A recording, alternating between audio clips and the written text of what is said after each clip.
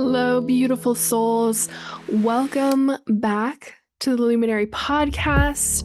I am your host, Annie Perry, professional psychic channel, a seer, spirituality, and manifestation teacher. I am delighted to have you guys here for the 140th episode of the Luminary Podcast. Thank you so much to my longtime listeners, and welcome if you are brand new and this is the first time that you have ever listened to the podcast, you have ever watched me channel, you have ever discovered me. Welcome into the Luminary Tribe. I am so delighted and honored as always to have you guys here, and this is a very special episode. It's our 140th episode, and if you do the numerology, 1 + 4 = 5, and that is one of the numbers of the Arcturians. So today I am going to be channeling the Arcturian 9D Council. This is my sending council. I am an Arcturian starseed, and I am here on a mission, and I have many soul contracts and agreements with them to complete this mission, which we're going to talk a little bit more about in just a moment. But this is my sending council, and so as my sending council, they are also part of my spiritual team. They are my mentors and my guides, and I truly think of them as my family. This is the Arcturian Council that is aboard the ship, the Lightbringer, and many of you know that I often use the word Lightbringer as a last name, as a part of my own name, because I heavily identify with the energy of that ship and our mission as Arcturian starseeds on this planet. And there are many beautiful ships, and I have other channelings that I've read from the Athena ship and We the Arcturians, the book. So if you are feeling very connected to the Arcturians, there's lots more where this is going to come from. But this is my sending council aboard my home ship, and it feels a little bit like I'm introducing feels like I'm introducing a boyfriend to my parents. It's like, you have these like nervousness and this feeling of like I just want everyone to love each other and get along, and of course they already love you unconditionally. And so I hope that if you are feeling aligned to receive this, that you're feeling the resonance and the love come from them, because they have arms wide open, ready to welcome you into this Arcturian family, even if you're a starseed from so many other amazing families. As you know, the Arcturians are very, very active in Earth's ascension, with Gaia, and in many other parts of our galaxy.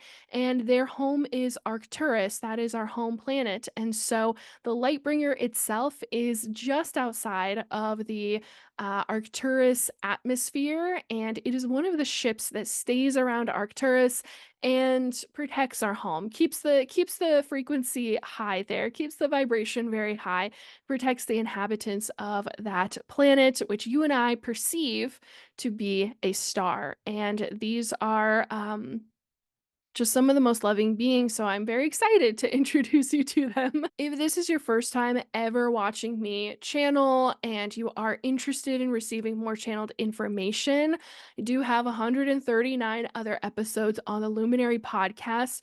110 of them are just on podcast apps, Spotify, Apple, wherever you listen to your podcasts. The ones from 111 to 140 are all on my YouTube channel, and that is called Wellspring Official. And so you can catch me channeling, you can watch live videos of me channeling the Pleiadian Council of Light, who's working with the GFL right now, just outside of Earth's atmosphere. And I have another one channeling the Andromeda Council. I do think that it is important for you to know a little bit about the channel that you are going to receive information from, decide if that is aligned for you, and to also know a little bit about the beings that I am channeling, what their energy and intentions are before you receive all of this information from them, so you can make your own sovereign choice and decision if this feels aligned for you. So, like I said, I'm an Arcturian starseed sent from the ship the Lightbringer. I have a very specific mission. Everything that I see and experience inside of this 3D reality gets uploaded to the Arcturian ships, and it helps them understand what we are experiencing and what the energies are on the planet. So that's just one of my missions and contracts with them. I am here to assist in ascension. A few of my kind of high level missions are to teach the law of one and unity consciousness, activate and illuminate star seeds and light leaders across the planet. Also, with an emphasis on supporting women as they reclaim their sovereignty and autonomy on this planet, and supporting humanity in eradicating poverty consciousness, coming back into our higher truth, wealth consciousness. And this is going to be a semi trance channel. My channel's gone through a lot of upgrades over the years. I don't need to leave my body, I don't need to go into full trance. I am not going to be floating around in the astral realm. I'm still very much here inside of my body. The Arcturian Council is just connecting to my bandwidth, and so it's kind of like putting them on a speakerphone. And I am aware of everything that they're saying. I'm listening to what they're saying. And I'm also able to have side conversations with them if there are more questions that come up while they are speaking through me to you. And so, if that happens, then I will bring that information into the end of the episode and let you know what else we talked about in the background. There's only so much that they can say when there's just one mouthpiece here, and I unfortunately have to move at the 3D speed and speak the English language. So there's a lot of translation that has to happen. And you'll notice that when I do channel them, I do tend to speak a little bit faster because there's so much information that they're translating through me and that they want to get to you. So I'm going to drop in with them and allow them to introduce themselves and where they are in time and space and dimension. And once you have that, you can really decide if you want to keep listening to all of the other questions that I'm going to be asking them. So I do have a long list of questions that I'm going to ask them, different curiosities that I've had, and things that have gone on in the 3D reality that I'm curious to get their opinion on. And then if it continues and it's pretty long, I might split this into 2 episodes or bring them back again for another round of questions. So, let's go.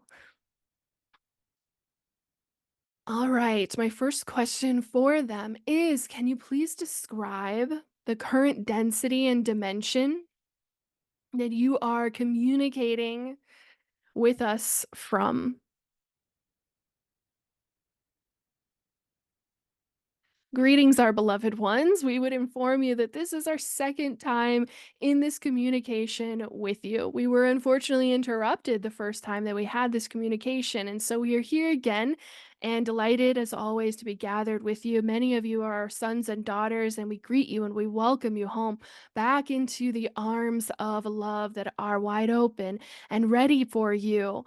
So we are in the fifth density of consciousness as you describe it inside of your reality.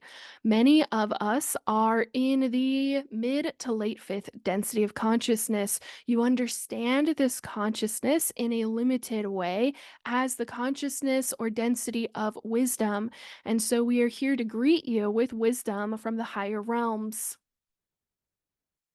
As our name suggests, we are in the ninth dimension, so we are often referred to as the Arcturian 9D Council, and this can become confusing sometimes because there are 8 of us. 8 of us have been elected to this council, and yet we are in the ninth dimension. And so we are greeting you now from ninth dimension, 8 of us combining our energy together to speak through as one. Thank you. Can you please let us know where you are currently located in time and space? And to make that time in relation to the way that we measure years here on Earth, a 365-day year approximately. Yes, we can. We are approximately 536,042 years in what you refer to as your future. This is a complex question and a complex answer that we have greatly simplified, for there truly is no time, and yet we do experience a form of time, if we can even call it that, but it is extremely dissimilar to the river of time that you experience there on your planet. As far as our location remains the same for many thousands, even millions of your years. We move very, very little in the Lightbringer ship. We are located just outside of the Arcturian atmosphere. You refer to the star as Arcturus, the bear, and we know this name well, for truly we are excited to be offering protection and services to those who are not always able to protect and to help themselves due to the density and dimension that they are experiencing as free will souls. Thank you for that. 536,042 years in what we would call our future really actually isn't that far in our future at all, especially considering that their lifespans are like millions of years. So, my next question for you guys, kind of the final question about you before I get into other questions about 3D reality and things going on here in our time space dimension. Can you please let us know what the Lightbringer, the starship, the Lightbringer's main objective or mission is at this present moment?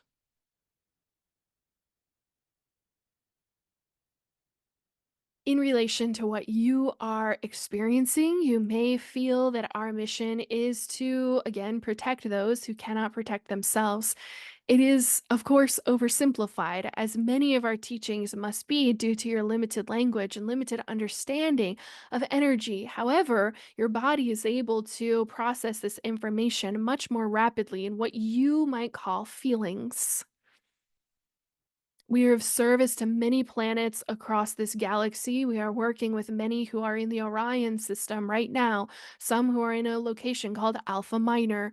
We are also working with the Syrians, some with the Pleiadians, and of course, those beloved ones who are on Earth, or Gaia, as we would prefer to call her. And so, our main objective as a Council of Light is to send out these transmissions and different directives to the lower councils of Arcturians. We are overseeing many of our ships, offering guidance and counsel, offering what you think and refer to of as problem solving. If there are issues that arise, that issue gets circulated through many councils, rising higher and higher until the most pure form of light is achieved. Then that light is funneled down through the different councils and given in as pure form as we are able to achieve.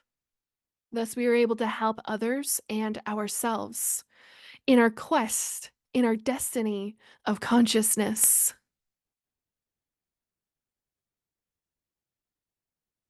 Thank you for that. All right. So let's get into some of the other questions that I have been collecting for a few months. This episode has been cooking for a while. I've had some of these questions and I have refrained from asking them and downloading the information either from the Akashics or from the council themselves, because I wanted to share the answers with you guys live in a podcast episode and on this recording on YouTube. So I wanted the answer to be very, very fresh. And as they mentioned at the beginning, this is our second time trying to record this episode. We got interrupted yesterday, and so this is our second attempt. And so we'll get into one of the questions that has just been like burning in my mind that I have wanted to ask them for so long, and we only got about halfway through it before we were interrupted yesterday. So my question is Bashar, the Essassani. Many of you guys might know them. They are together with Daryl Anka, a channel, and Bashar is an Essassani, a future gray human hybrid, living in what we would refer to as our future time space.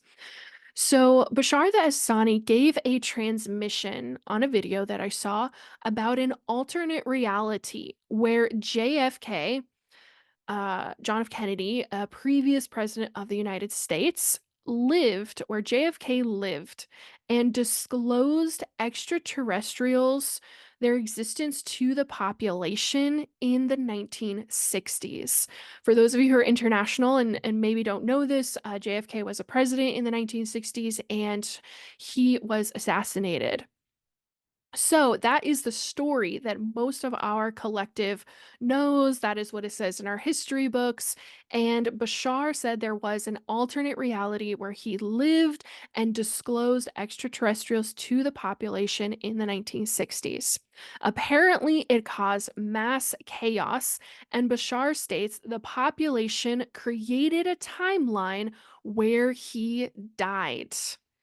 So, my question for the Arcturian Council is how would a population create an alternate timeline that obviously none most of us don't consciously know about, are not consciously aware of? And I obviously was not actually I was alive in the early 1960s, but I was in a different body. So that most of us simply do not remember consciously, who were there and who are still in the same body and who still remember that time. How is that possible for for a population to create an alternate timeline? Very curious about this.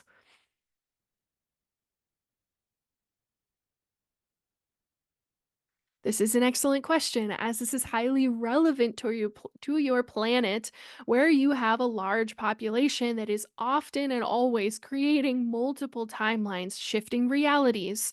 Many of you are at the awareness or understanding that you are shifting realities moment by moment, minute to minute. As we put forth yesterday in the beginning of our transmission to attempt to answer this question in a sufficient way, we asked you if you live or dwell in a home, as you refer to it, your dwelling, and you are currently residing in what you might call the bedroom, and you desire to go to the kitchen.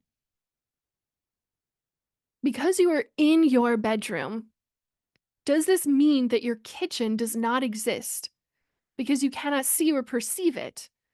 You have an awareness that it is there, but that awareness only exists inside of your mind. You cannot at all times be in all physical places, holding all of them inside of reality. And so, if you are sitting inside of your living room or bedroom and you desire to go to the kitchen, does the kitchen exist while you are in a different reality without being able to see or observe or touch said kitchen? Or does it exist in your mind? And because you are used to projecting this kitchen time and time again, you simply project it once more and walk inside. This is how you are creating multiple realities at all times, as even as simple as something moving through your dwelling. You are creating multiple realities. So, this is not something new to yours or any other self aware species. This is something that is given to you as a gift from the Creator, the ability to create all desirable and sometimes undesirable realities in which you inhabit and experience, many of you just for the thrill of it. Or, as Annie would like to say, just for the hell of it. So, in the coming together of creating a collective reality and an alternate timeline where you could, as you are perceiving now, change the past and switch destinies, this is quite simple. You perceive timelines to be in a linear fashion. Many of you perceive them as literal lines projecting out underneath your feet and into a distant future. We would offer you a different way to think about them, especially as collective realities. To observe instead that you are on a round planet, and when you come into contact with others who have a similar resonance to you, you begin to create a certain vortex together.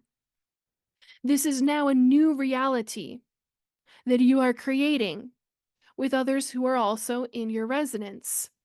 Instead of thinking of timelines as these linear lines stretching out across time and space, or in front of you like a conveyor belt, instead think of them as clusters of energy. Many of you are becoming aware on your planet that your neighbors are living in alternate realities.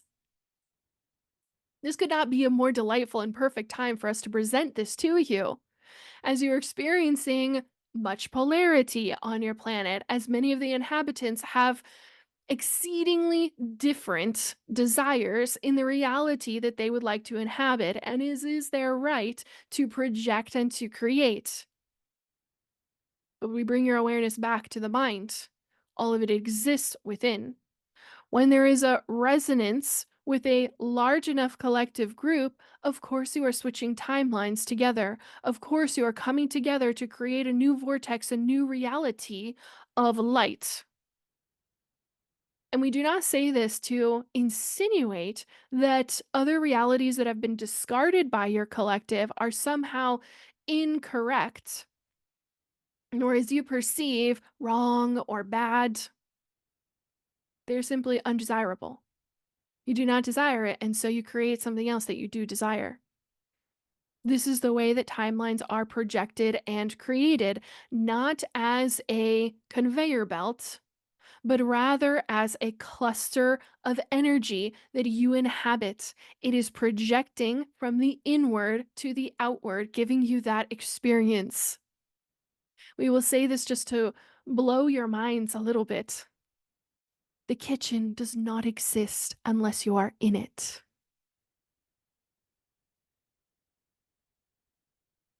Okay. Thank you for that.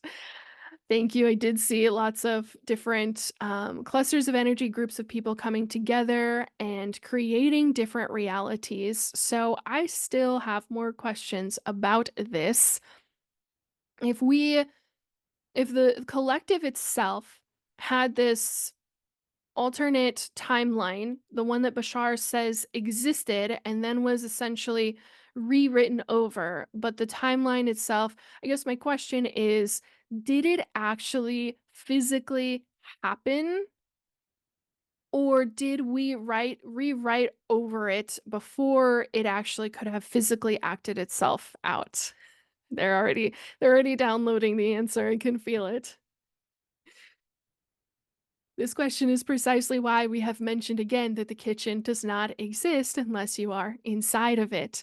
It exists for those who have experienced the kitchen. There are millions of kitchens on your planet that none of you have ever experienced. Therefore, they do not exist inside of your reality. They can only exist inside of your wondering and imagination. But until you actually physically visit it, many of you are not convinced that it could possibly exist.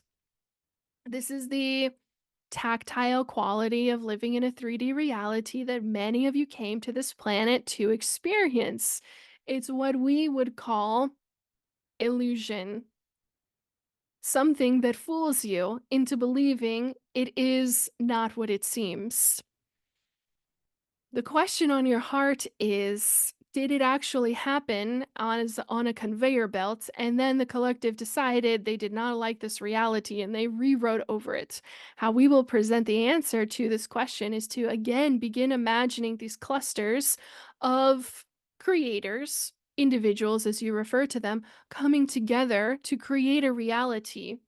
There was a group or cluster small enough that it created the projected reality, and they, for a brief time, inhabited this reality as Bashar suggests, which is a reality in which there was disclosure.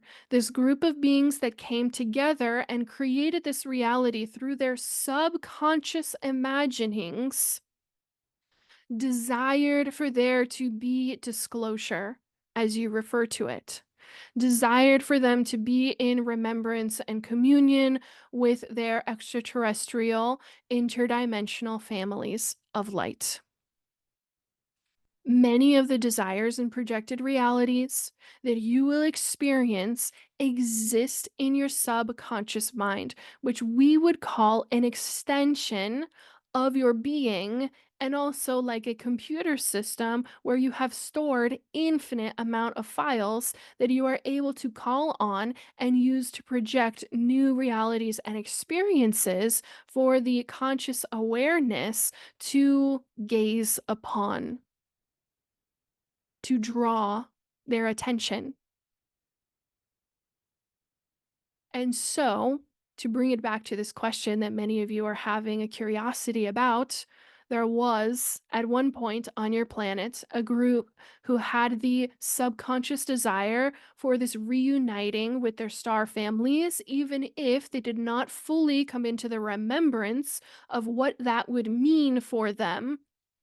There's this desire created that alternate reality. However, the negative outcome associated with that reality, which was, as Bashar put it, mass chaos, was also inhabiting simultaneously their subconscious psyche. That is how the two realities were married together. Their belief was that we could have this disclosure. They could tell us what is truly going on because all of you are perceptive and can perceive when something is being withheld. We would remind you again, this is a good time to tell you that you are all highly psychic, as you like to say, as we like to say, communicative. You are all highly psychically communicative, and you can sense when truth is being withheld from you, but it is up to you to desire to have that truth revealed to you or to turn away your awareness from it. This group of entities had this subconscious desire for contact and communication with extraterrestrial life forms and to be informed by their governments what was going on. This was their dream, their reality, their desire. But also within that psyche and that dream was a fear based outcome that it could create mass, as we would like to say, awareness, as Bashar has interpreted hysteria. And so that reality did exist for a time. However, there was a larger collective group of you coming together, connecting subconscious minds, as you do often in your reality when you agree upon something. When something is agreed upon in your reality and multiple of you say, yes, this exists, you are coming into resonance, into a form of resonance by choice, and you may leave that resonance and come and go as you please. There was a larger collective group who was not in resonance with this disclosure and with this negative outcome. And so, through the subconscious waves that create much of your tactile experience in what you perceive to be a 3D reality, many of you refer to it as a matrix. It is truly what we would refer to as a creation. As they experienced this dissonance with their desires, the larger collective group began to overtake and spread their collective reality and chosen reality through the masses. And this happens often in waves. This is what some of you might refer to as influence or sharing of information. As information is shared across your planets, others come into dissonance or resonance with it. I believe that, I don't believe that. I accept that, I do not accept that. I bring that into my reality, I reject that from my reality, as is your sovereign right to do so. You are each living in your own reality. And yet, you have this wonderful opportunity to co create with others who are also in resonance with you and your desired realities. And in that way, you are able to share energy together, share creations, experiencing, as we would like to say, the same kitchen. Thank you for that. So, instead of thinking of it as a because they were drawing on my thoughts about timelines, and I often think of them as that conveyor belt, this line stretching out. And what they're saying is that that's actually not exactly how timelines work, and that they're actually clusters of energy. It's almost like in my mind, I saw these little bubbles that we all live in. And I think that's why they brought in the dwelling, the home, because when I am dwelling here, I am 100% convinced that like my kitchen exists. And that's why whenever I go looking for it, it's there. So thank you for that. Okay, so I still have another question that's coming from the conveyor belt theories. So if they want to shift that around, that's totally okay. But the question that I wrote, because I'm a millennial, and I grew up on all of these movies. So when I first heard about this alternate reality, the thing that came immediately to my mind was that the timeline was, like, rewritten over, and so there was this, like, future past, switching going on, things kind of moving almost like dominoes falling to create a different reality.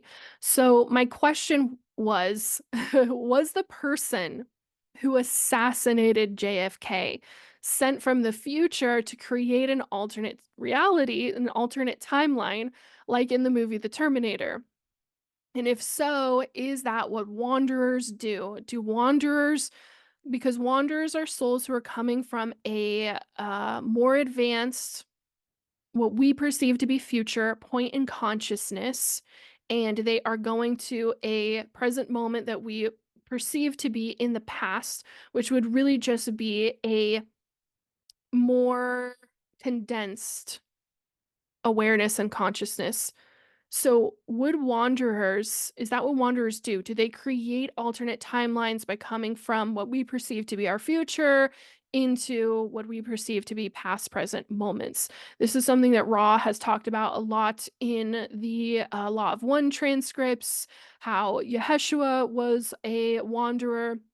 And I have another question about Yeshua in just a moment, but I guess that's my question is, was the person who ultimately assassinated JFK, did they come from the future to create this alternate timeline reality? I can, again, I can feel the answer downloading through me with this new awareness of timelines.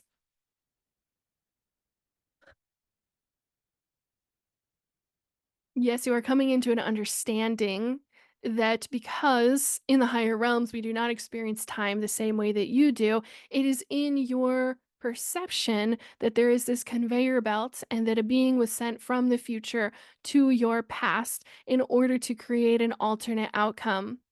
What we will say is that within the larger collective agreement that there would be no disclosure, there was also an agreement between two individual souls that there would be a recompense, or what you might refer to as a repayment.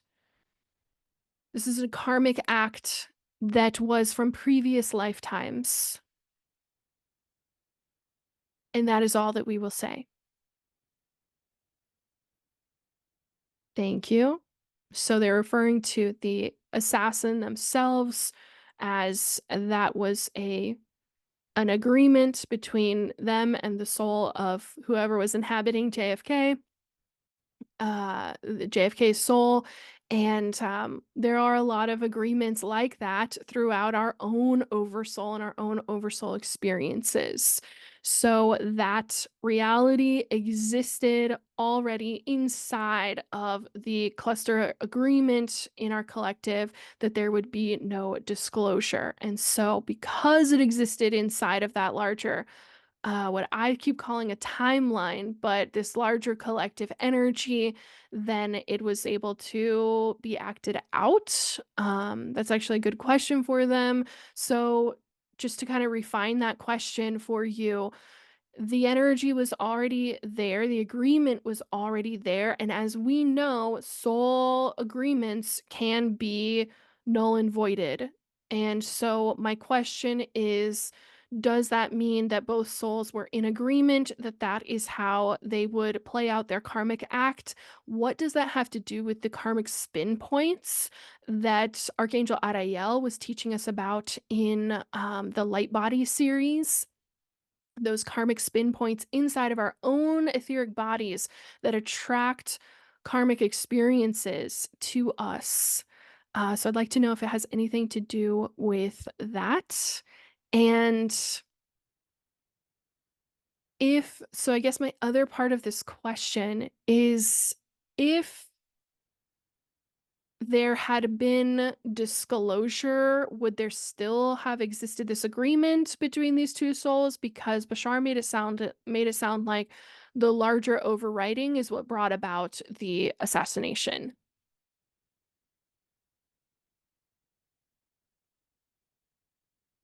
This is a complex question that we will attempt to simplify, for there are multiple of these cluster realities, and we prefer this term over timelines because, again, timeline invokes this sensation of a line running out before you that you are helpless against. The current of 3D time reality pulling you along. Whereas, in fact, you are a creator coming into different clusters and creating your reality as you perceive yourself to be moving through time and space. The agreement would have still existed in the alternate reality where there had been disclosure. However, it would not have been acted out in the same way. There is a resonance and dissonance that runs through every timeline, affecting these spin points. The spin points are indeed inside of your own body. Many of you have them deactivated as you are being released in mass from karma and from these old spin points that used to serve as karma attractors. Essentially, hey, I have a contract that says this and this is going to happen in this lifetime. Come and get me. And this karma can be experienced by you in a negative way or in a positive way. For many, it is how you attracted your spouse or partner to you. Hey, I have this contract. Come and get me. And so many of you are perceiving that this contract for the assassination of said president was a negative, and that it had a negative effect on you, your family, how you feel about that time point in your matrix experience. We understand this. However, reality choice points are always available to you.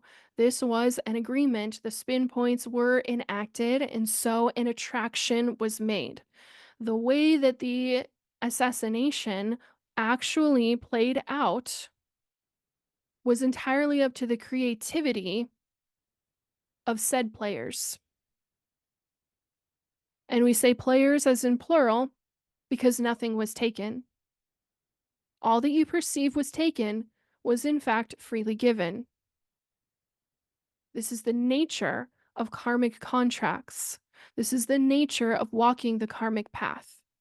Nothing is taken, everything is freely given for your own higher mind desires to understand itself through the mirror of the negative.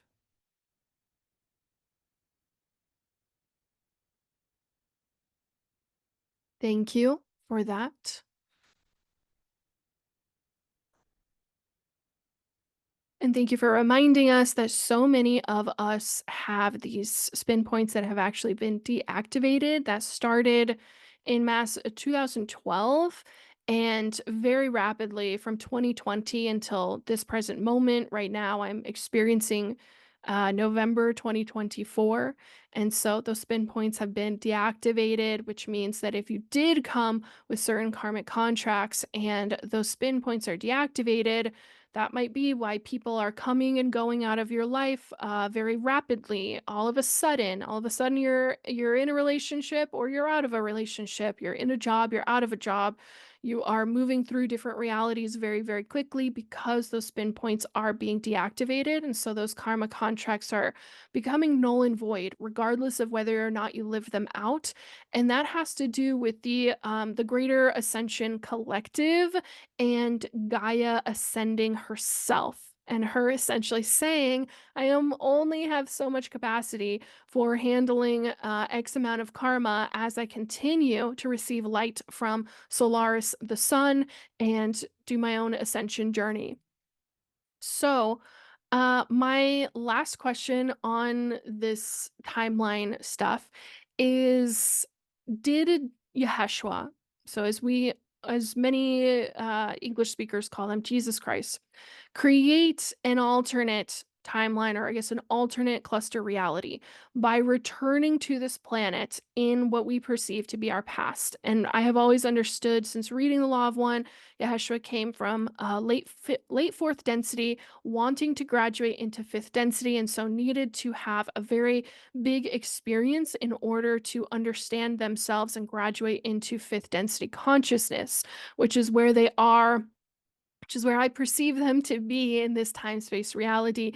Because living on this planet, I understand that Yoheshua has existed in our past. And I say that with quotation marks, in our past. So did Yoheshua create an alternate timeline reality, or an alternate reality, by coming to this planet? Was there a different cluster reality that was very prominent? And was that the intention when they came to this planet?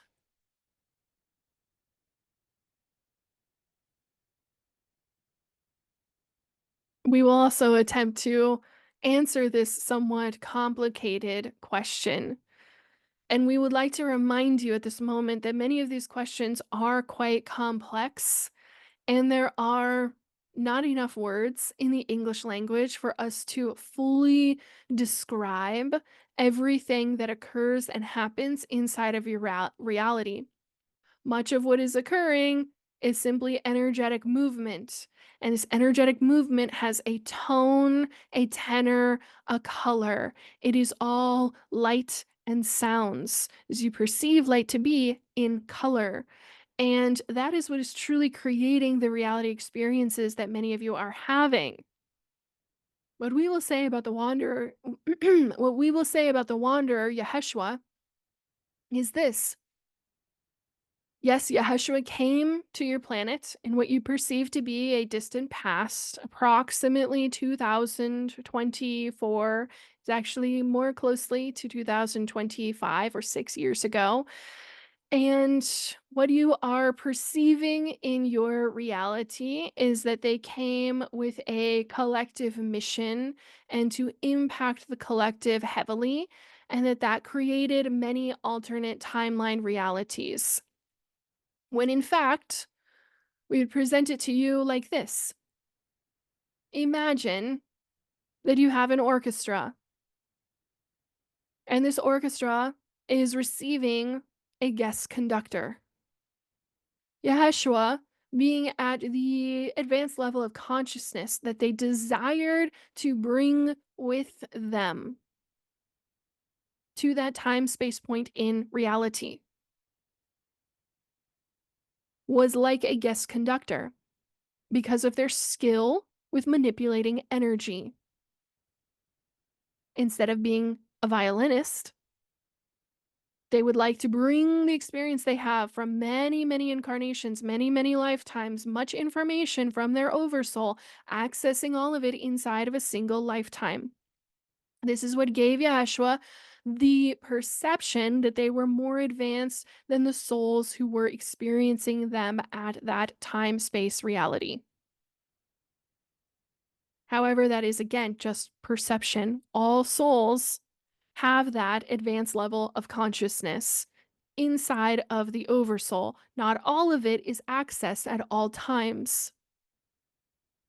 In being a guest conductor, they showed this reality many new songs, meaning that they were able to put forth, as some perceive, higher frequencies into the collective to offer these higher frequencies to others.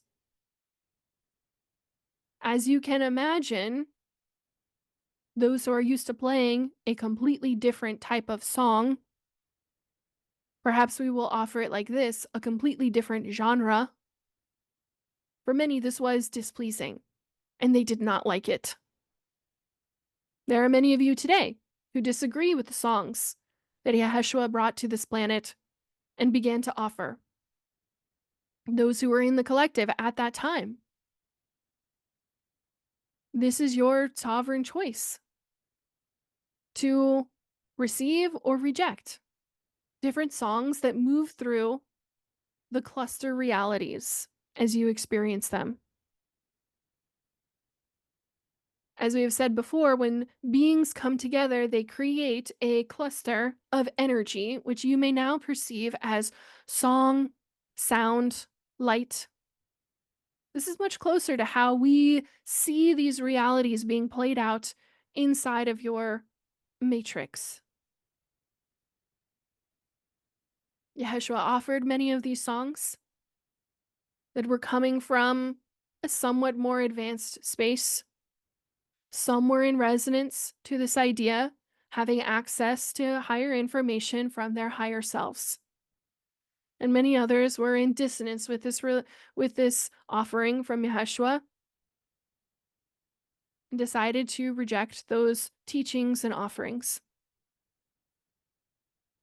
This is happening at all times in your reality. Yoheshua is perhaps what you perceive to be a famous example because, as we would say, many of those songs which he offered the collective to play, many of these offerings of higher frequencies that could create higher realities, were seated on your planet, what he referred to as activating Christ codes on the planet. The Christos is fourth density realities. These have always been seated on your planet. These have always been ready for activation. Yoheshua was not the only one who came to activate these codes. Many of you who are listening were activators of these codes in what you perceive to be your history on this planet.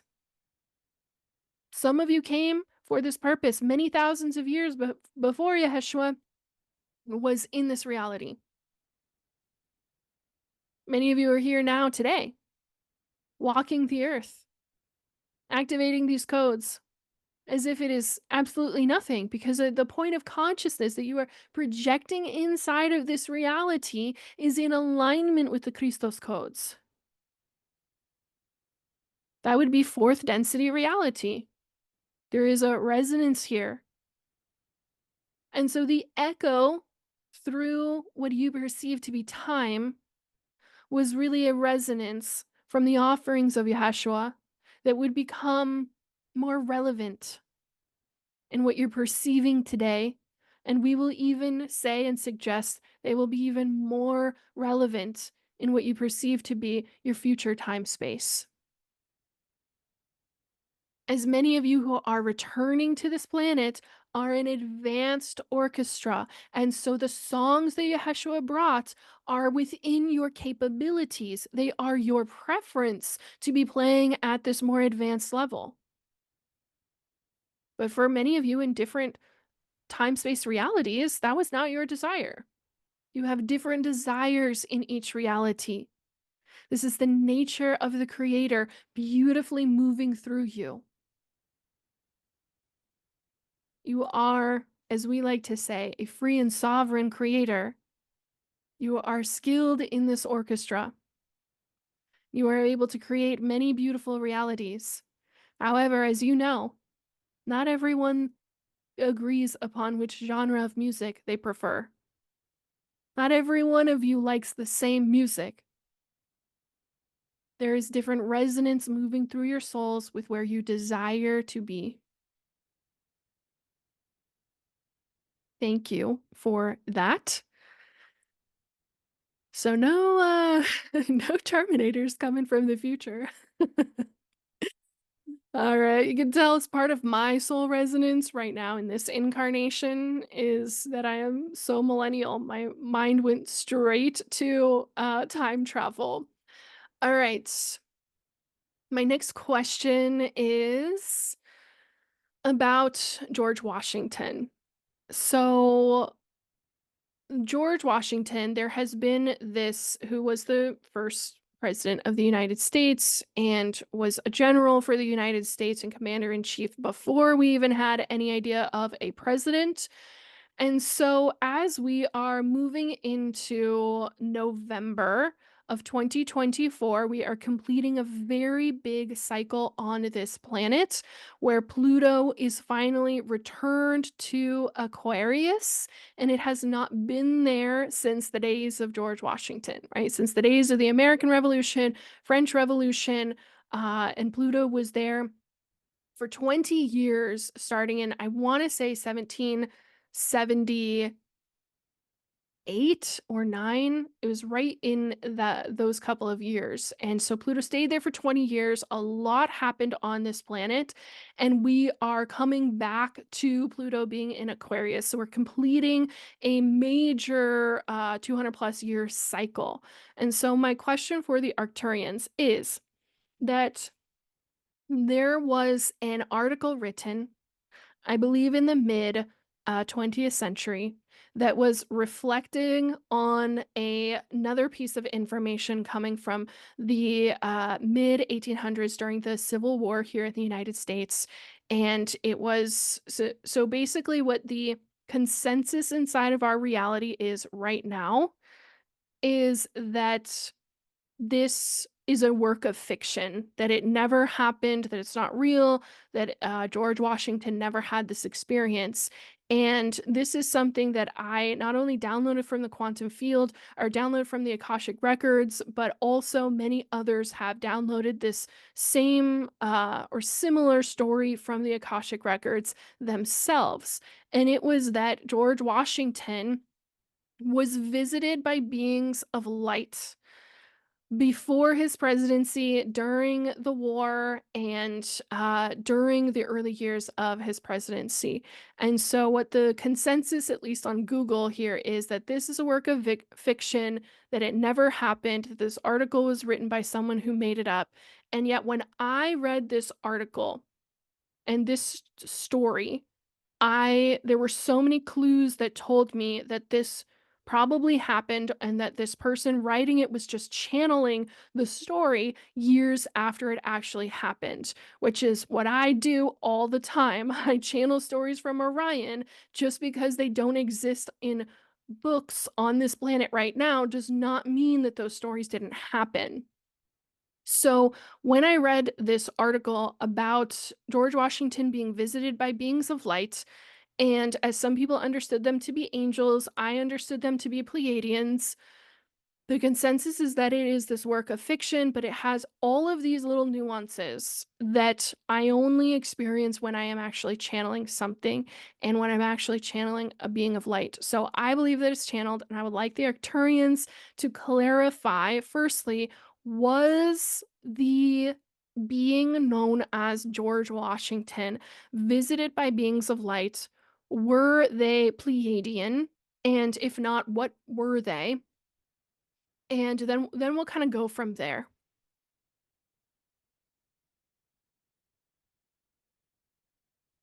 Yes, this is a story that has been great on your mind and greatly desired to be discovered and answered once again. What we will say about the entity known to you as George Washington is that they were, in their own way, a bringer of light. Their heart was pure about the idea and consensus and reality of a more free world, a world where entities such as yourselves could make decisions for themselves without what do you perceive to be external influence.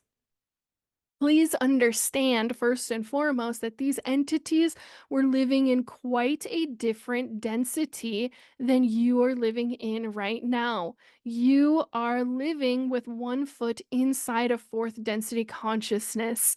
They were residing quite firmly inside of third density consciousness, even though at that time the veil was beginning to thin and to move.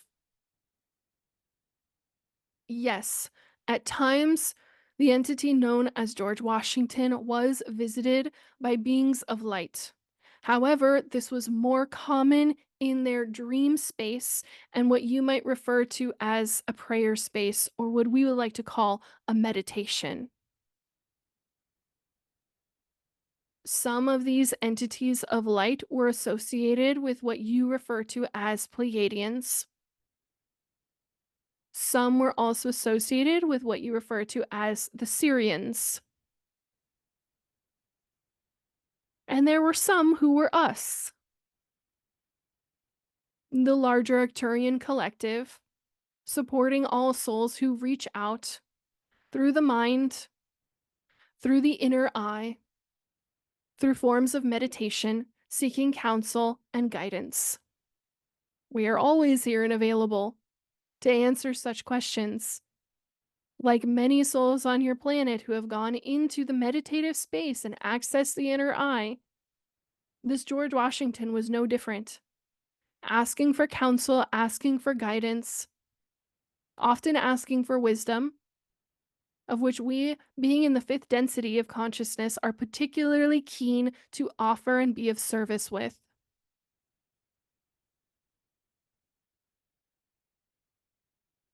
Thank you for that. Um, and so I guess just to finish out my question about that story, was the story that was actually written in the article somewhat embellished? Was it embellished? Because the story itself is that he went into the woods and there were this like angel came before him and he had all of these visions and saw that there was going to be the World War One, saw that there was going to be the Civil War here in the United States, and I think something else about the Revolution, because that's what he was that's what he was working on at that time. So I guess my question is, was the story that was actually written, was it embellished?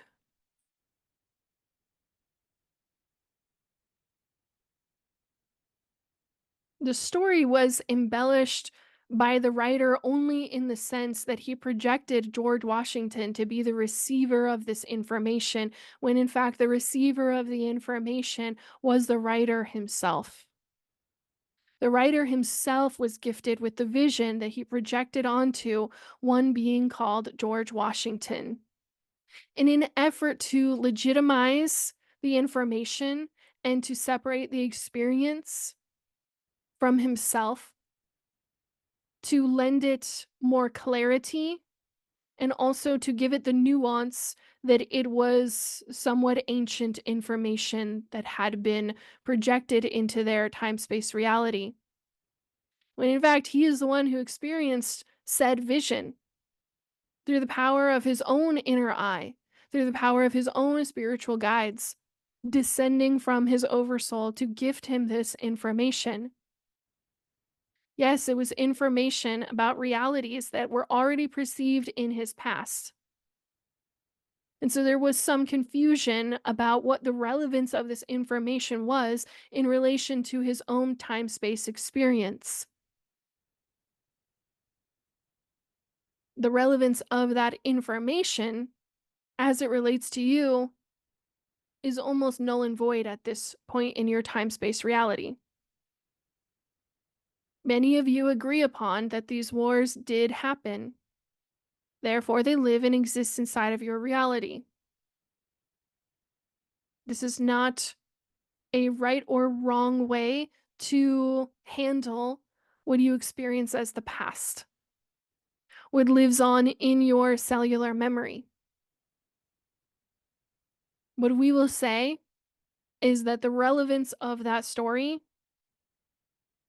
was highly associated with the individual who channeled, who experienced it, and who ultimately wrote that story, but decided of their own volition to put it under the name of one called George Washington.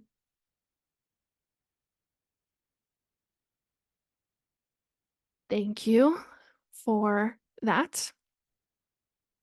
All right. So, my next question for you guys is about Earth. In the book, We the Arcturians, channeled from the Arcturians aboard the starship Athena, that is just outside of our atmosphere and has been working with Earth for a long time.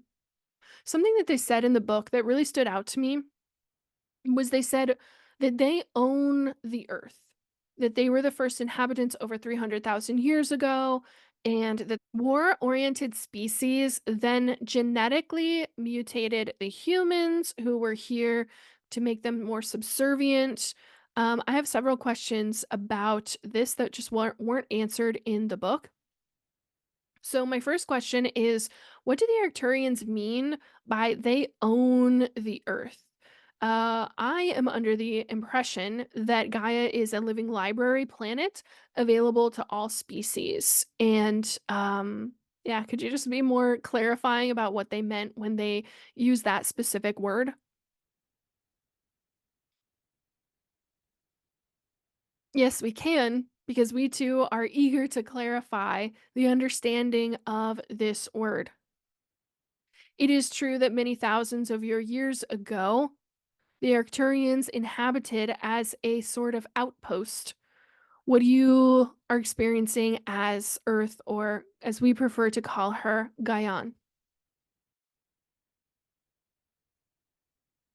To say that we own the Earth is not necessarily a mistranslation, but more a misunderstanding of what that word entails. Yes, Gaia is a living library planet available for all species who are at the point in consciousness where they would like to seed and manifest on other planets. And so they are able to come here for inspiration with what you experience as the templates. These templates are stored all over your planet, they are extensions of the Akashic records, as you call them. What we would call the Akashic Records is also an part of the living library, of which we are deemed responsible for. We have been given sovereignty over the local Akashic records of this solar system and a larger part of this galaxy. They are under our protection. That is why the outpost was seated there on Gaia in the first place. The Arcturians who were living there were working with the templates and essentially creating what would become the living library. As you might imagine in your own mind, if you had worked for many years to create a library somewhere or something precious to you, a precious room to you in your home that was very sacred, that held lots of knowledge, and that was going to serve many others in the future, and someone came in and destroyed it, there would be certain negative feelings that you may experience. And so those negative feelings were felt by the Arcturians who were working on that project at that time. This was in our extreme distant past and served with purpose, a great catalyst for us. For we learned much through that experience. We learned about the law of detachment. We learned about the law of non interference.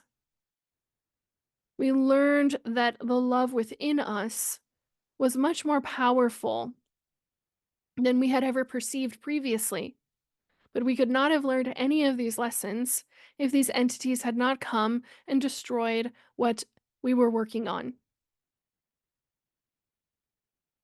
There was a type of humanoid species. However, if you were to see them today, you would think them much more dissimilar to you than similar to what you perceive yourself to be in as far as bodies go on your planet right now.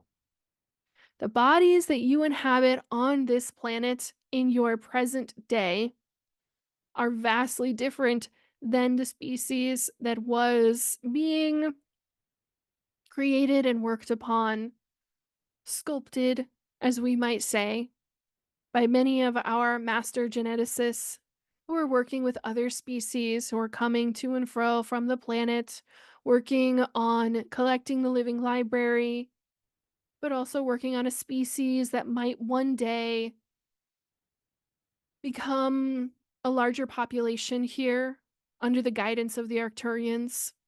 That was the desired plan. However, that was not the higher plan that was at work. The higher plan was full of catalysts.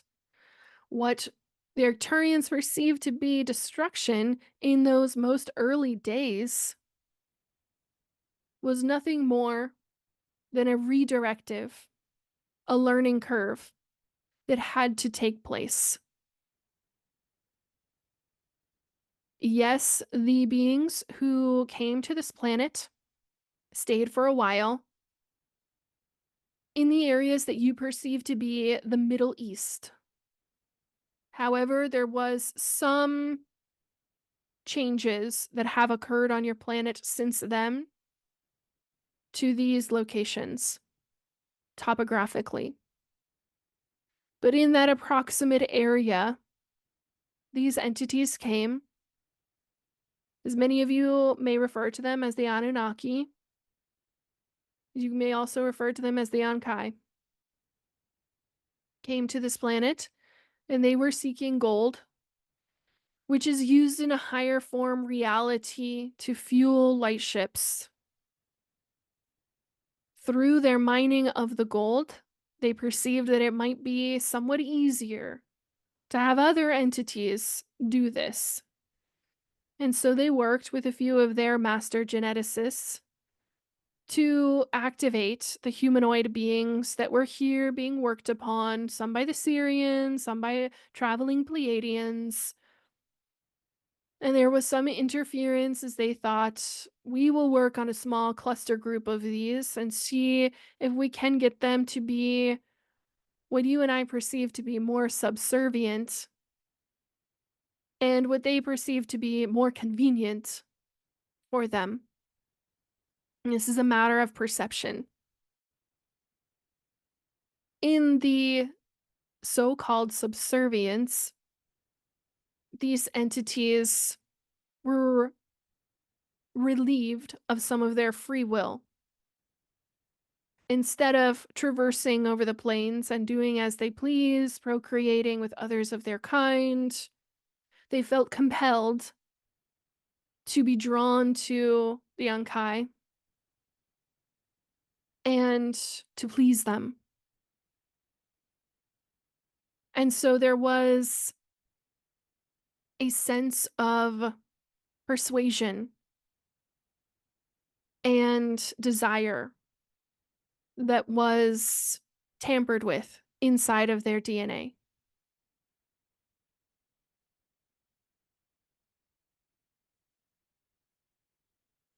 Thank you for that.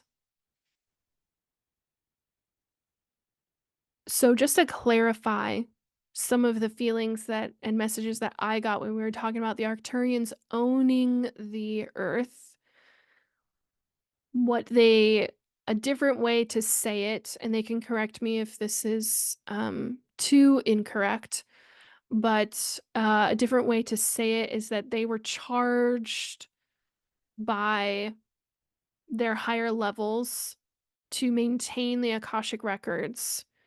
And part of the Akashic records was being stored on this planet as codes that other entities, other beings could take for those who are ready to seed planets. That happens in fourth density, sometimes in early fifth density. And so they were working on this project, and Can you guys just tell me if the Arcturians who were here were those early fourth density Arcturians, and that's how they were able to access the codes? I've never heard of third density beings being able to access any kind of creator codes. And they're saying that yes, this is correct. They were early fourth density Arcturians. And so the Gaian Living Library was an extension of the Akashic Records, and that's why they feel a responsibility and sense of ownership around this planet. Okay, thank you for that. Thank you for clarifying a little bit about the Anunnaki. And I really liked those words that they used. In fact, I think I'm going to write them down. The word that I used in the question was that they genetically mutated the humanoid beings here to make them a little more subservient. These were very, very early templates and designs that certain DNA architects from Pleiades and Syrians were kind of testing out, and that's how these bodies get created.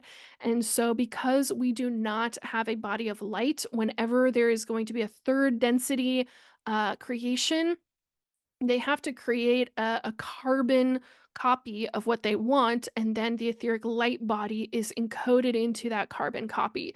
So there's a lot that goes into creating the vehicles that we experience for incarnations, and it happens over a very long period of time. So it makes sense that the Pleiades would come and kind of start working on a model and then leave, and then Syrians would come and work on a model, and then the Anunnaki would come here and be like, wow, we're looking for gold, baby. And that's my impression of the Anunnaki, which they probably might not appreciate. Something that Bashar said when he was telling this story is that ultimately the Anunnaki ended up leaving because their higher ups, their higher levels said, you know, what are you doing? You're creating this, what the word that the Arcturians just used, it was like this desire to please, right? And so the imagery that I got in my mind is that they almost made these humans kind of like pets. It was kind of like and so a lot of how we perceive it to be is that they made them like slaves. And yes, they did diminish some of their free will by recoding them with a desire to be drawn to the Anunnaki and a desire to please them. And so that's not full free will. And so they did make them more subservient because they wanted to please, and they used them to help mine their gold and kind of do a lot of the labor work for them. And what Bashar said is that ultimately their higher levels said, you know, what are you doing? Like, that's not in alignment with what we as the Anunnaki collective believe. That's a violation of free will. They did not perceive, that group of Anunnaki did not perceive that to be a violation of free will, but then they had that movement of consciousness into an understanding that is a violation of free will. The other part of this story that I have heard from in multiple different ways, is that the Elohim told that group of Anunnaki, like, you can't just leave these beings behind because you tampered with their DNA and now you made them have this desire for you in their DNA and this desire to please you. And so now they don't have full free will, and that they couldn't just leave them here, that they needed to take care of them, they needed to manage them if you're going to start tampering with carbon copy DNA, basically, of these beings. So I guess the other part of my question that I'd like the Arcturians to clarify is, did the Elohim tell them that they needed to take care of these what would eventually become the humans on Earth, Gaians? Did they tell them that? What did the Anunnaki actually do? Did some of them actually stay and take care of this group of humans and try to develop them even more? Did the Pleiadians and Syrian DNA architects come back and be like, you know, like, what did you do with our project? Um, what kind of happened after that? And that's what I would like to know. And then we're going to talk a little bit about years and the Adam Kadmon templates.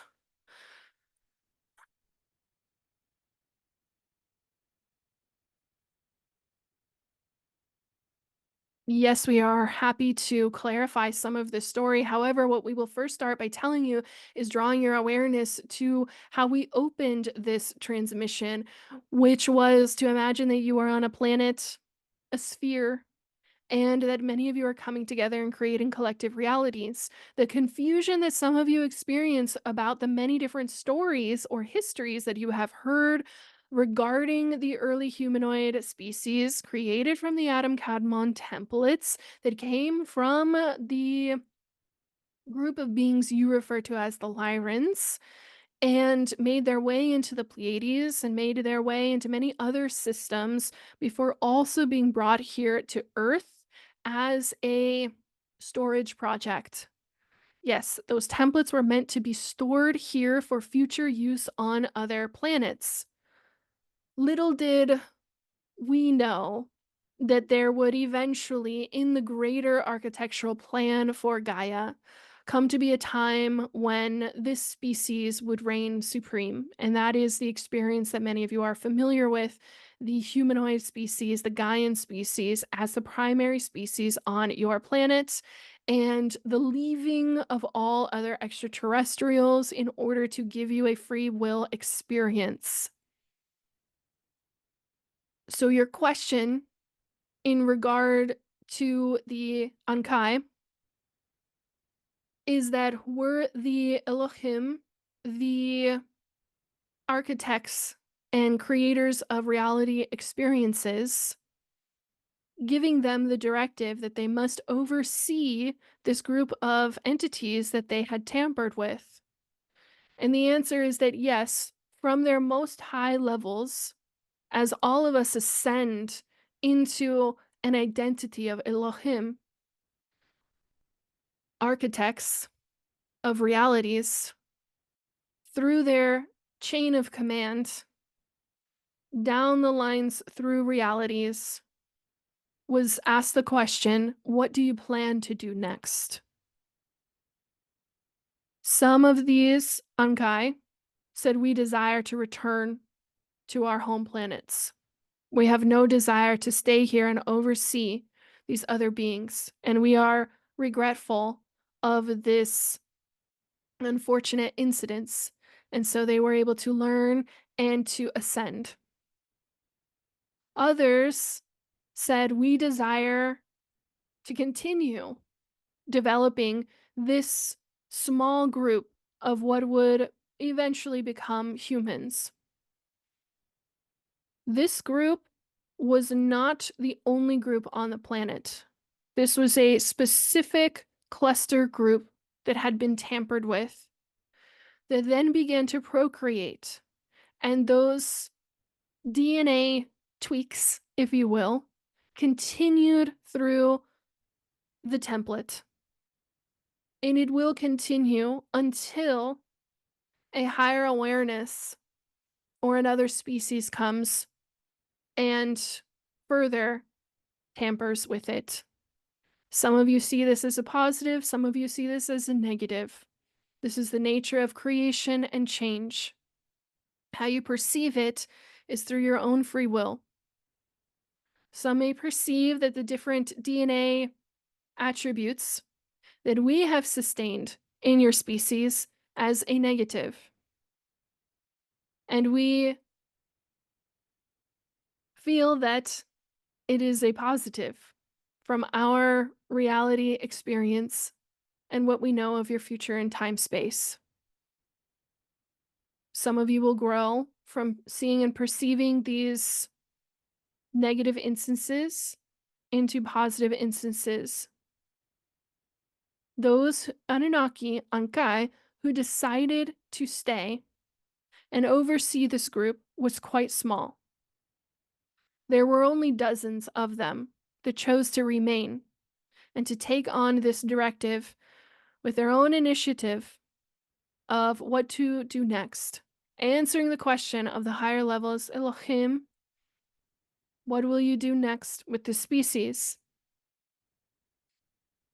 And so they chose to create a civilization.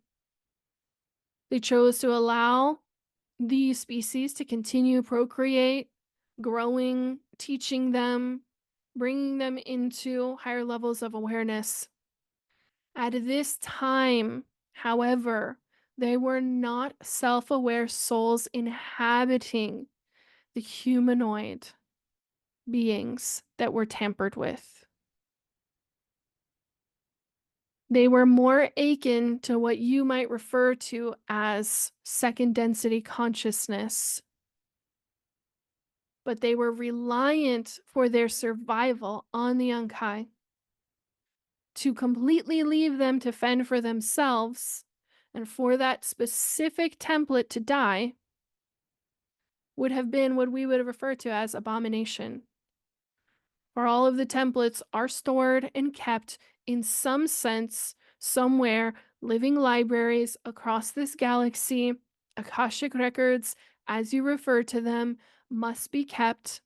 All that the Creator has made must be kept in some variation, for it is all alive. Not wanting to see the end of this creation, the Ankai who stayed on this planet proceeded for some time to lead and to guide the species as it procreated, as it grew, and their idea was that it could eventually host self-aware souls ready to have a civilization experience, and that they would be descendants of the Ankai. However, the Ankai is not the only template alive. The structure of the template that you inhabit is what we call the Adam Kadmon, coming from Lyra over many, many generations, many variations, many changes to the DNA templates through many other species. You are truly children of many. Those are the bodies that you inhabit. Children of many, the Ankai is merely one part of the story. The civilization that was left behind would eventually stay there, would eventually grow, would eventually become, in your known histories, known as Mesopotamia. The Ankai eventually wanted to leave and return to their star home. When it was seen that it was good and that these species would be able to thrive on their own, that they would be able to host self-aware souls, then the agreement is made with the incarnation process. And those souls were left alone. Okay, thank you. My next question is just right on the same. So eventually they were at a place where they could leave them, that they were going to thrive on their own. Um, and so my next question though is, and I have noticed this in humans, but also this was something that happened again in Orion that I saw. And it was like the worship energy, the subservience, the belief in gods, and putting others above your own self and diminishing of the self. So my question about that is, for humans, did those tweaks in their DNA, did that stay? Did that stay that way? And that's something that we're alchemizing today out of the DNA. Um, I know that many souls dealt with this kind of thing in Orion. And in my own surfing of the Akashic records, that was the earliest that I was able to find it, is back in Orion, that they started to have these more subservient beings, and a lot of different negative hierarchies. So could you just let me know if what else kind of interfered with us, in that humans love to just worship other things outside of themselves? And did that DNA tweak stay? Did the Ankai undo it, or did they leave it?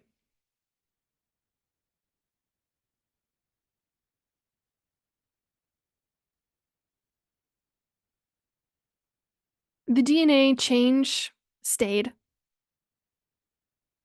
The Ankai felt that the species was easier to live in harmony with those changes. There were some entities who did not see this negatively, as many of you now perceive it to be undesirable.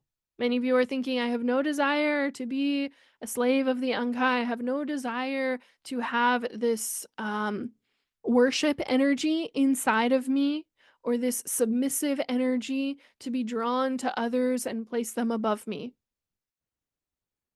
That resonance is coming from your point of consciousness, not necessarily from the body that you inhabit. The body that you inhabit had these DNA changes that made them, to the Ankai, to their perception, easier to live with, easier to handle, easier to teach. For those who are submissive, are perceived by some to be better students, for they are paying attention, for they are learning, for they are watching, for they are, as you might say, doing as the master says. In some regards, this is seen as a positive. Many species want their young to learn from them and to inhabit the same energies and to be in the same frequency as those who have created them. Some of you see this in a negative way, feeling that your free will has been violated. Due to the point in consciousness that these Ankai came to your planet with, we would say, yes, the free will was violated. That is why the Elohim stepped in. That is why we were also very upset. For these were not our templates. As we have stated, we were working on the project of the living library on this planet. During that time, when these Ankai came from the skies and destroyed much of our work and many of our outposts for our own civilization to proceed and to do work there, they thought of us as the parasites on this planet.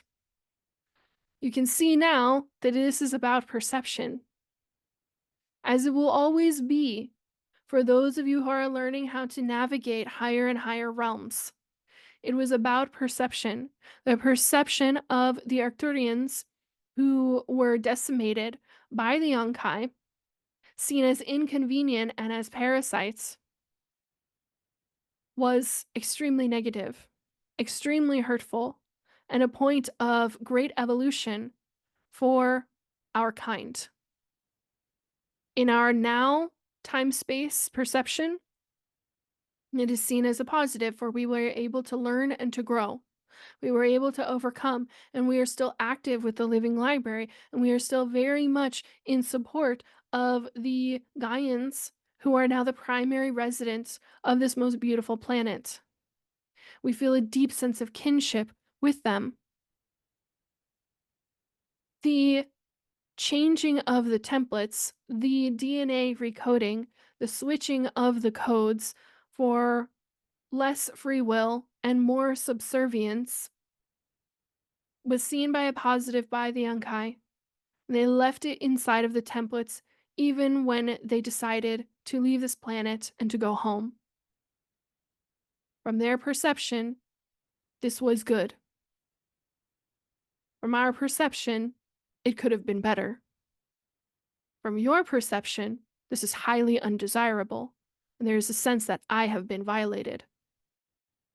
However, many of you are now at the point in consciousness where you are able to make these DNA changes through your own free will, through your own mind, able to shut down and turn off senses of subservience, senses of my free will is violated, and able to return to a more pure template. I am free, I am divine. I get to choose my realities. I am creator of realities.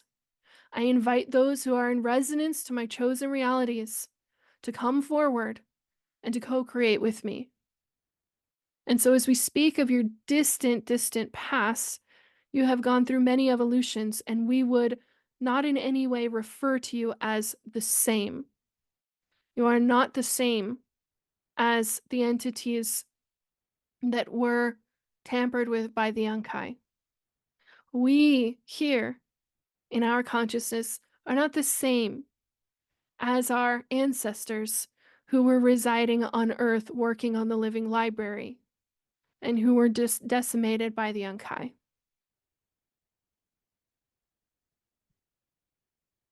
Thank you for that. All right, my next question is that in the book We the Arcturians, they say that they have been inhabiting this earth up to 300,000 years ago, and hundreds of thousands of years is very often brought through by other channels and some who are working in the Akashic records. However, in the Law of One Channel transcripts, Ra states that a planet is only in third density consciousness for 75,000 years. So, how can a species have inhabited Earth 300,000 years ago when it would have been in second density? And the impression that I am under right now is that that 75,000 years was completed in 2012. And that is why we are now in fourth density consciousness. So, if there's some clarity you can give us around the amount of years that a self aware or third density consciousness can be on this planet and how others were able to be on this planet before that, I would love to know.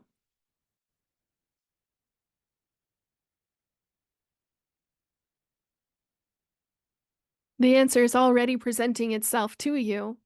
Yes, there are many planets who are in first density consciousness, second density consciousness, and yours having briefly been in third density consciousness, and now you are released from that very small and short but necessary cycle. The possibility of other entities being on a planet when they are in first and second density is quite simple. They are travelers from other densities of consciousness. Gaia herself was in second density consciousness for many hundreds of thousands of your perceived years. That is when the Arcturians came to make an outpost because it was seen as a most divine time to be working on a living library that would host primarily first and second density templates and codes. The presence of those who began to bring potential carbon copies for potential self aware species, such as the Pleiades or the Syrians. Those were brought by them to the planet, and it was asked of the Arturians, can you please log these codes? These are the models that we are working upon. These are what we are interested in developing. Can you please log these codes? And so it was done. Of course, we are always helping those who have other DNA codes who would like to have them logged into a living library. However, and there were several other potential models and several others that have also been worked upon and brought to this planet that are now in a cohesive state that you can look at the others on your planet and say, ah, I see a fellow human. However, it was not always so, especially before the rise of what you refer to as Lemuria and Atlantis. These were different designs that you would not look upon and say, this is a fellow human. You would say, that is a being who is humanoid, but is not human in the way that we understand ourselves. We refer to you as the Gaians, for this is the most simple word. Some of you understand that you are descendants from the Adamic templates. This is also correct. It is not entirely incorrect. However, please be aware that these templates go through many, many variations. Just as you are all changing your computers and cell phones every couple of years for different models, there are many variations of the Adamic templates. The species that was brought here as Adam Kadmon and they would eventually come to be the human Gaian species as you know it and as you reside in those bodies. Those original templates came from the Pleiades, were worked upon by the Syrians, were logged by us on this planet, the Arcturians, at our many outposts. Different variations were created, but those were seen as second density beings, for they did not have self aware souls residing inside of them. The incarnation contracts had not started yet. There was a time and place when it would be suitable for the incarnation contracts to begin and to be made, and for that third density experience to occur on this planet. The conditions had to be just right. You were not the first species who was contracted on this planet for self-aware souls. The first species who was contracted for incarnation into this planet was who you refer to as Lemurians, those of the land of Mu. These were souls coming out of Orion, seeking a new place to call home.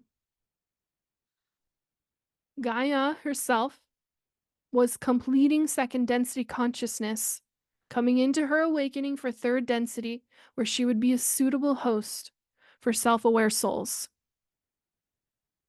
That is why the Lemurians, those of the land of Mu, came to this planet as self-aware souls and begin their incarnation process about 73,000 of your years ago. Later, it was approved, as some of you are aware, for those of the Atlanteans to come to this planet,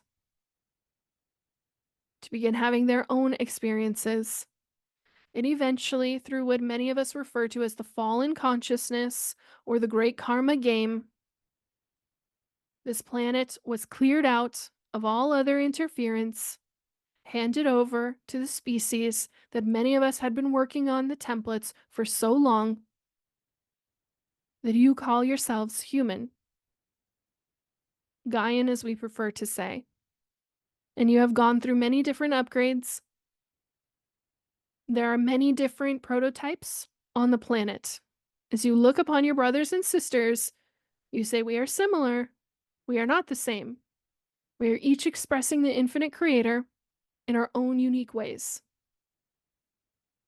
That is what you see and perceive to be differences, variations in the templates that we found pleasing, and that many of you agreed, I would like to try this out.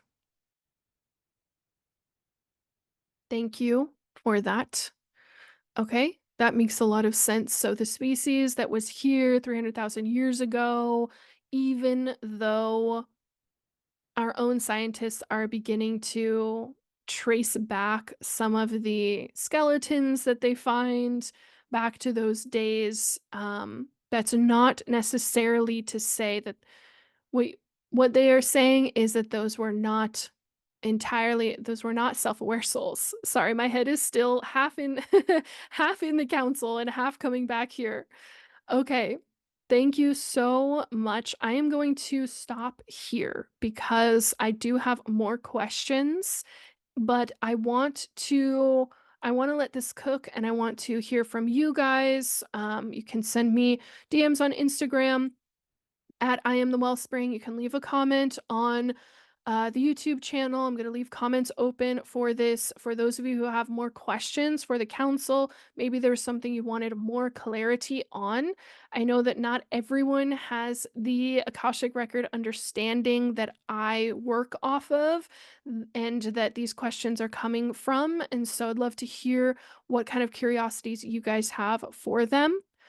But other than that, we're going to break for today because we've been going for a while, and we will come back again with the Arcturian Council and answer more of these questions. I just want to thank each and every one of you for listening, for receiving this information, for allowing them to give this to you. And I am, as always, so grateful. If there is someone that you know that might be interested in this kind of information, interested in learning this part about our histories, please send this episode to a friend. And you guys already know that I will see you on the next one. Bye.